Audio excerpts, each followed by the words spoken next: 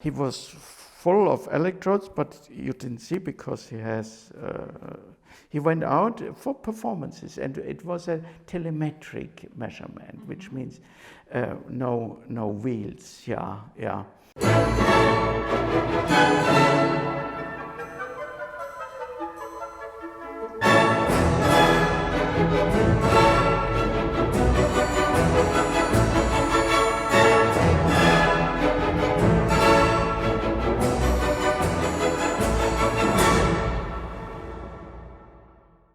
Today we welcome Professor Peter Revers at the Eliette and Herbert von Karajan Institute. Thank you very much for being with us today. Thank you for invitation. Professor Revers is a musicologist at the University of Music in Graz and is the project leader on a science project about the analysis of musical interpretation with Herbert von Karajan. Could you tell us a little bit, what is the aim of the project? Well, the aim of the project is, I think we had an important development generally in interpretation research, which means that in former times we could more or less describe interpretations, we could measure tempi by metronome. Now we can do it with computer-assisted tools, which is first of all more exact. But what is interesting is that these research projects mainly were based on piano music or music for small ensembles, which has one advantage. It has there are either one instrument or not many instruments.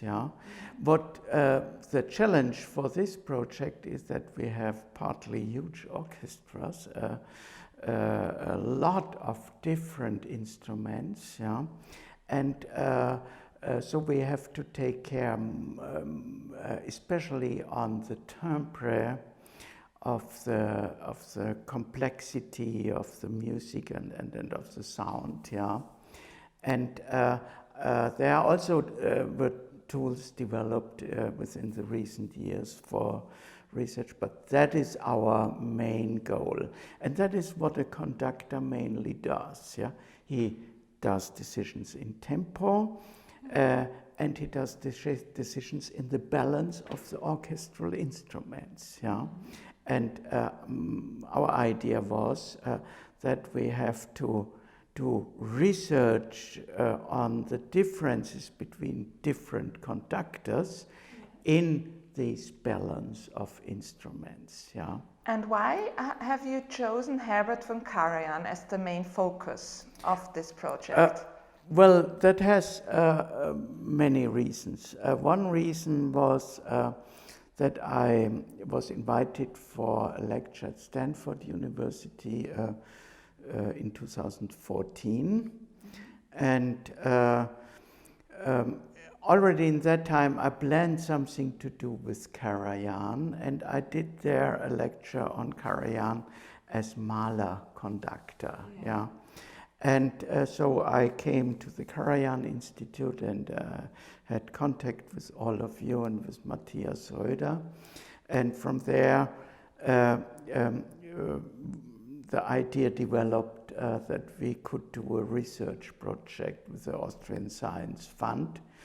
And we planned this, and that took about more than a year. And then thanks to God, we got it, the research project, which started in October 2017 and will last until end of September 2020, But what we are doing is we only concentrate on symphonic music, not on opera, because opera is even more complicated thing, And I think it's important to start with orchestral music because there was not done very much research in the interpretation of orchestral music, and if we are able to handle this, and I hope we will do so, then we can maybe change to opera, yeah, because you have stage, you have different other aspects of space, yeah, all things, the balance between the singers and the orchestra, also the situation in different halls, but that's also in orchestral music, yeah. So all these things play a quite important role. And something special about this project is also that not only musicologists are involved, but there are also different disciplines involved within the project. Yeah, especially computer science and computational perception. Yeah, the Institute of Computational Perception at the University of Linz is involved a lot. Yeah. Because I think there are sometimes some misunderstandings insofar as people think, or even you can read it in newspapers, that now computer analyzes musical interpretations. The computer analyzes a sound spectrum. You can it analyzes perhaps tempo changes, yeah, and modifications, but the analysis is done by human beings, so mainly musicologists, yeah. But it is quite important, I think, to make use of these tools, yeah, and not to say, some people, I can understand some people say you cannot measure musical interpretation, yeah, and that's absolutely true, yeah, that one cannot measure, but also musical interpretation has certain aspects which you can measure, and from there you can do your interpretation of the musical result, yeah. What creates this data set that you're looking at? Well, is it tempo? No, not mainly. Yeah, tempo is always an important part of interpretation, but it doesn't make sense to concentrate only on tempo. Yeah, I think especially the tempo. That is, and we make use of tools which are already existing, like sonic visualizer and those things. But we try to do the inputs for a sonic visualizer more fasten and in a way automatically, yeah. Okay. Because in former times you had to beat in a way each quarter note or whatever, depends on the tempo, yeah, and then you could correct it, and that is possible, but it takes a long time, yeah, and we try to do research on the differences you have, yeah, and to minimize them as much as possible. Between the human being and what the computer comes up with. Different human beings. And even that one human being does the so-called tappings about 20 or 30 times the same piece, yeah? And so you see, in a way, the amount of too early or too late or exactly on the beat, yeah? Mm-hmm. And then you can do, and if you do that with different people, yeah, doing the same, say 20 times tapping, yeah, you can find, I would say, a reasonable amount of very small mistakes.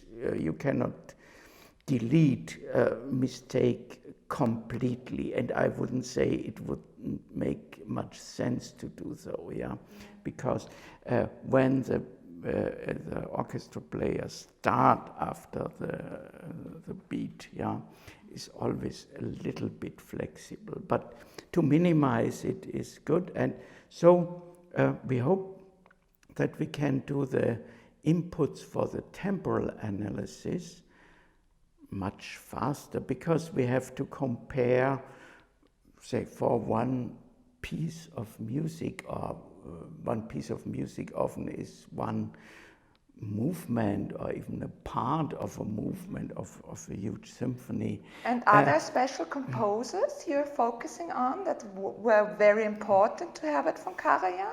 Yeah, of course, we do those composers where he really played an important role. Yeah, I would say from mainly Vienna classical music, Mozart, Haydn, Beethoven, up to 20th century, to Schönberg and so on. Yeah. And also Richard Strauss? Yeah, of course, yeah. Yes. Of course, Richard Strauss was, I would say, the main example for the research project. Yeah. So we compared different recordings of a certain segment of Richard Strauss' Alpine Symphony. But we have also Beethoven, and he did several recordings of all the Beethoven symphony, and we have a lot of recordings of performances not done for records or for CDs. So we have a lot of material, yeah.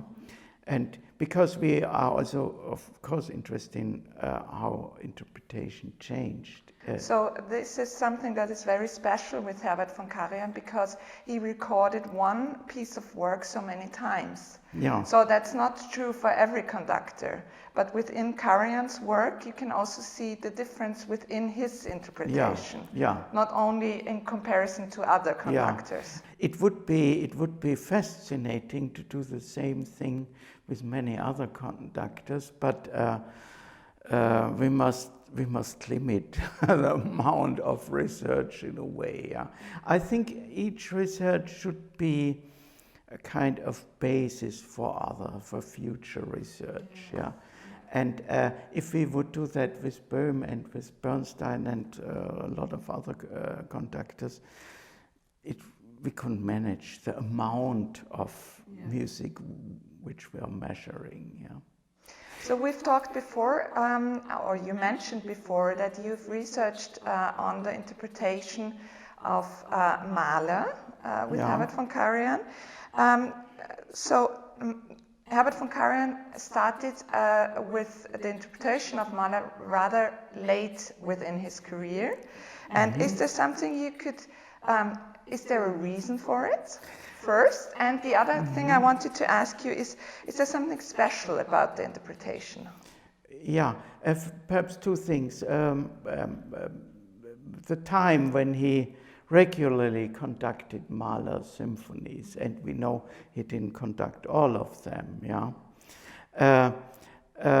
it was a time when I was working as a student assistant in the former Karajan Foundation, which was based on other research, especially on the physiological response of Karajan to the music. So we measured heartbeat and measured blood pressure and measured the praise frequency during he was conducting, in live performances. So he was measured. He was measured, he was full of electrodes, but you didn't see because he went out for performances, and it was a telemetric measurement, which means no wheels,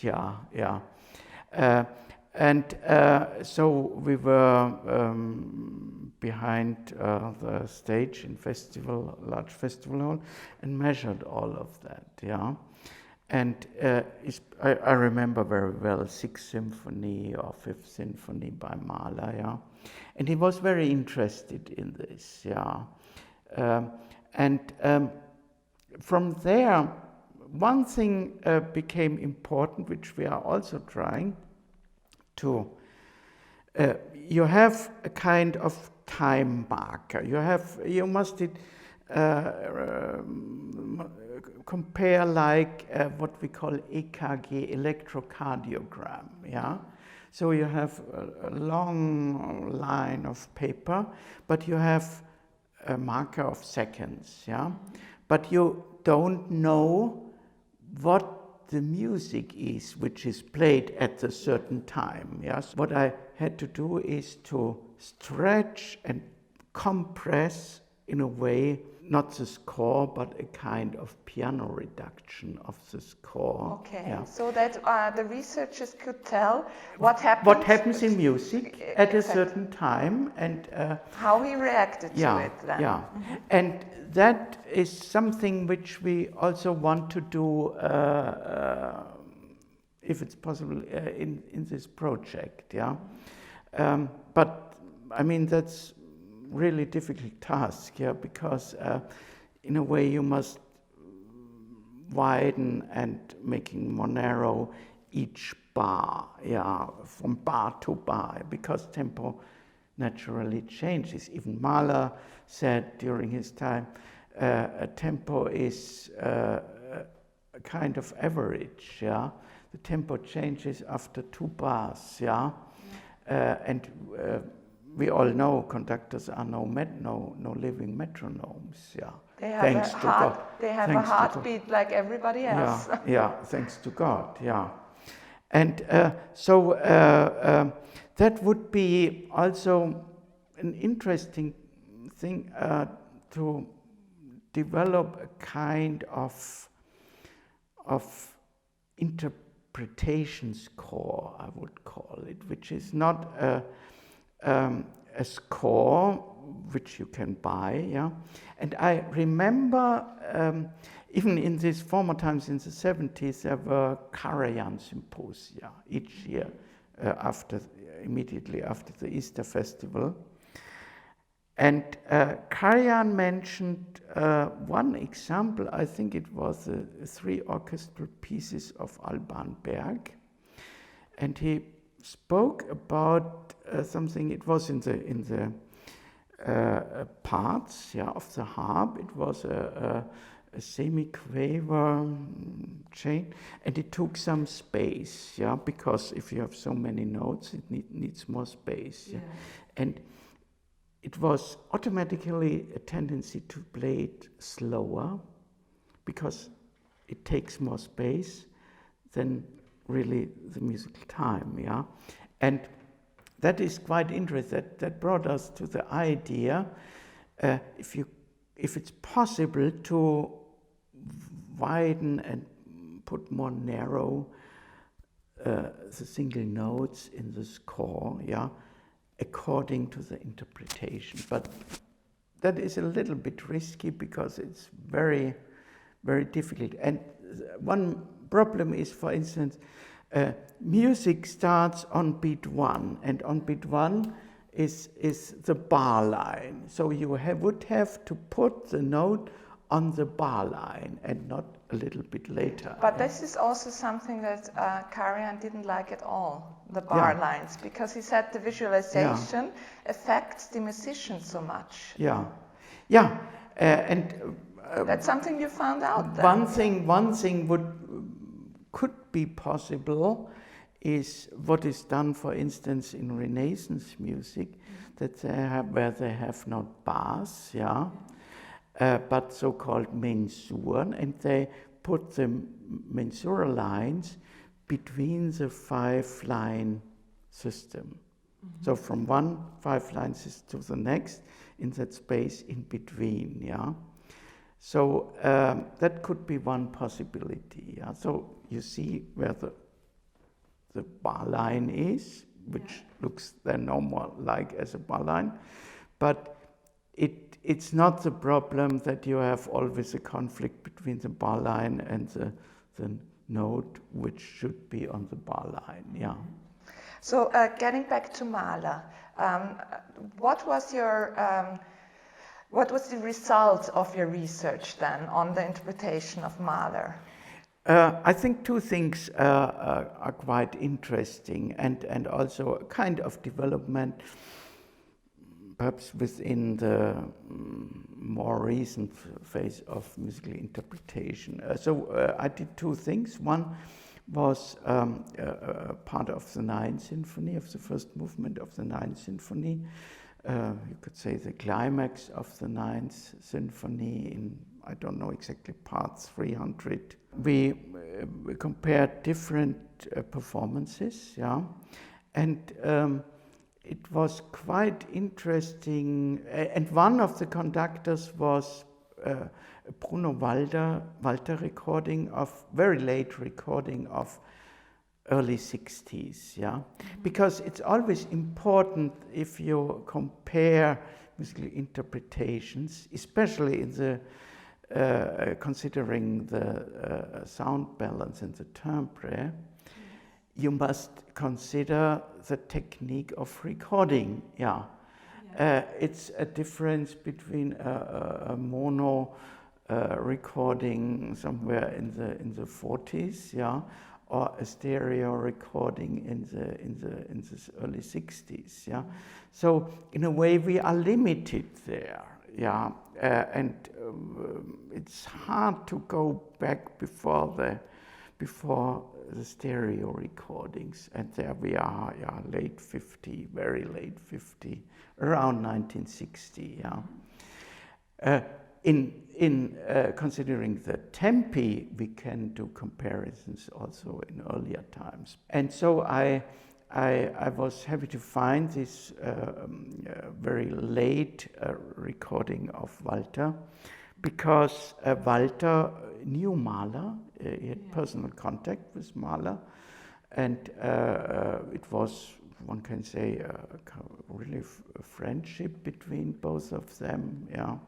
And many letters between them, and so we have with Walter and Mengelberg, yeah, I would say two conductors who had, yeah, really authentic experience, yeah.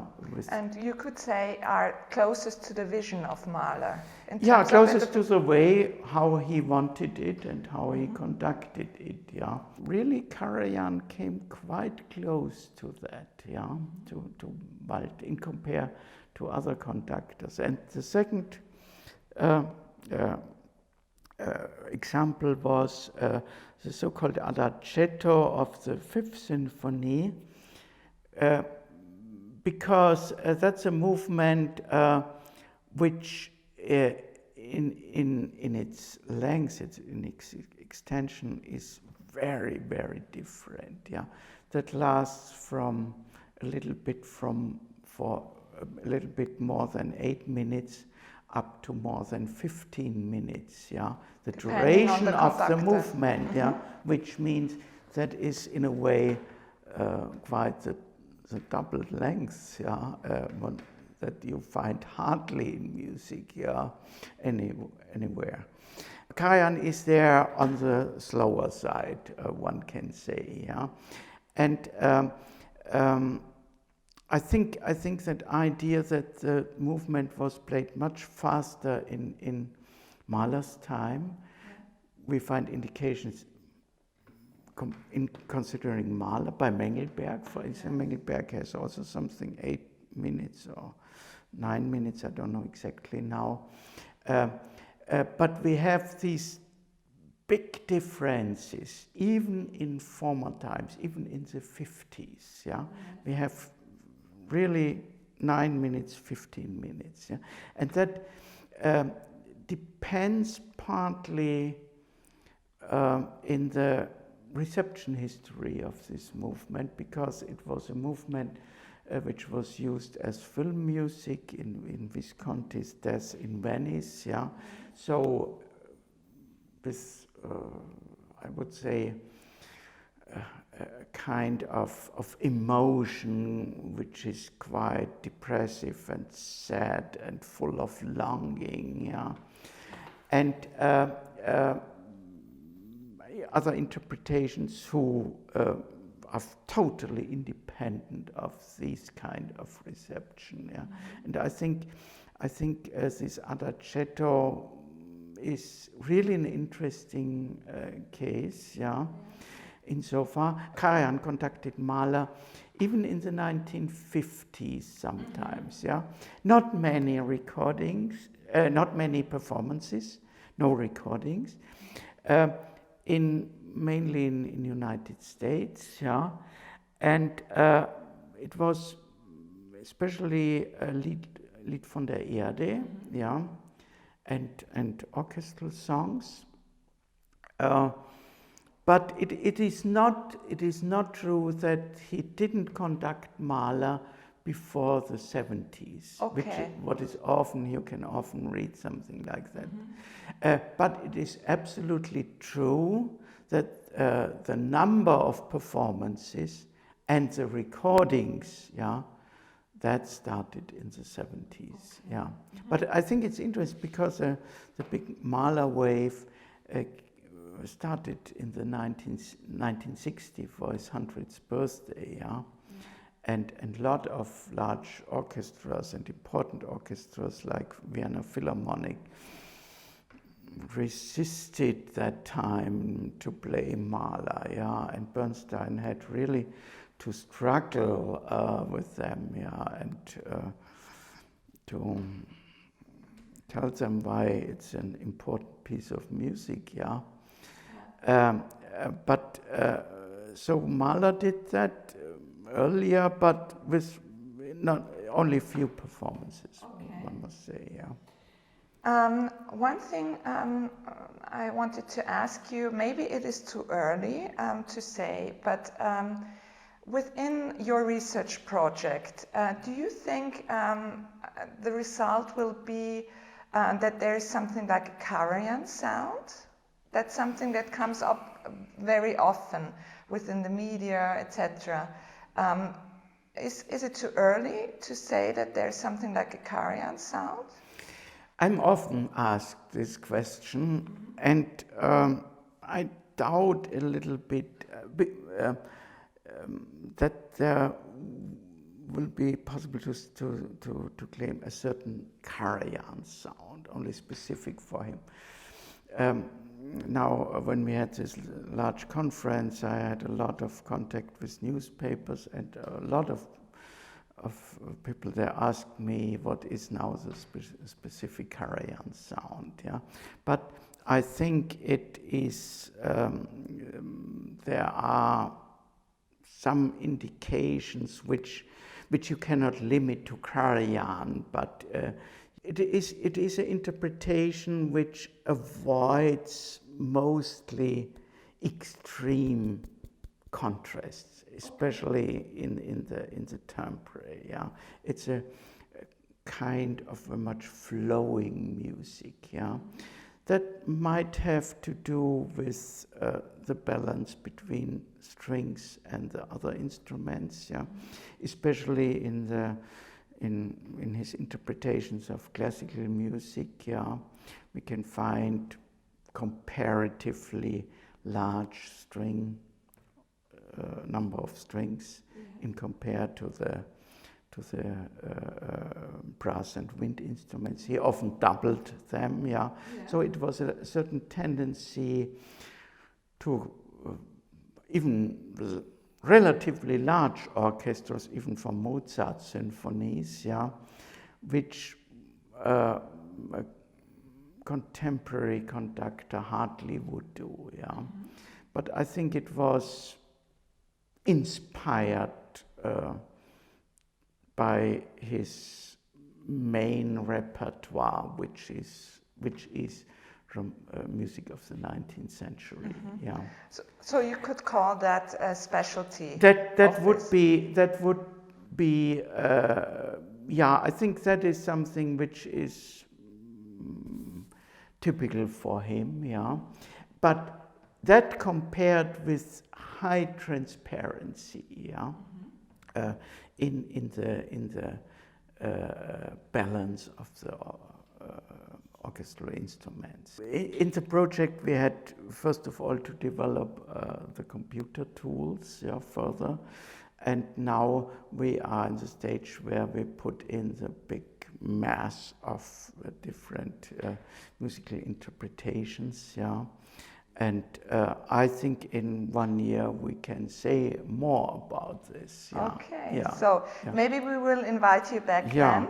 So thank you very much Yeah. for being with us today, and we are very much looking forward to the results of the research project. Thank you very much, you. and was welcome. Yeah.